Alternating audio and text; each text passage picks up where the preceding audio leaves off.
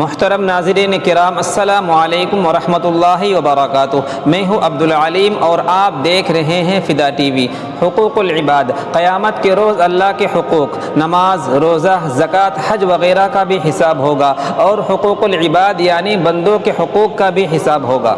دنیا میں جس نے کسی کا حق مارا ہو یا کسی بھی طرح ظلم و زیادتی کی ہو، سب کا حساب اور فیصلہ ہوگا۔ بزرگوں نے فرمایا ہے کہ اللہ کا مجرم ہونا قیامت کے دن کے لیے اس قدر خطرناک نہیں ہے جس قدر بندوں کے حقوق مارنے اور بندوں کو ستانے و ظلم کرنے میں خطرہ ہے، کیونکہ اللہ تعالیٰ بے نیاز ہے۔ ان کی طرف سے اپنے حقوق کی بخشش کی امید کی جا سکتی ہے، لیکن بندے چونکہ حاجت مند ہوں گے اور ایک ایک نیکی سے کام نکلنے اور نجات پانے کی امید ہوگی، اس لیے بندوں سے معاف کرنے اور اپنا حق چھوڑنے کی امید رکھنا بیجا ہے۔ قیامت کے روز روپیہ، پیسہ، مال و دولت کچھ بھی پاس نہ ہوگا۔ حقوق کی ادائیگی کے لیے نیکیوں کا لین دین ہوگا، اور حقوق کی ادائیگی کا اہتمام اس قدر ہوگا کہ جانوروں نے جو آپس میں ایک دوسرے پر ظلم کیا تھا اس کا بھی بدلہ دیا جائے گا۔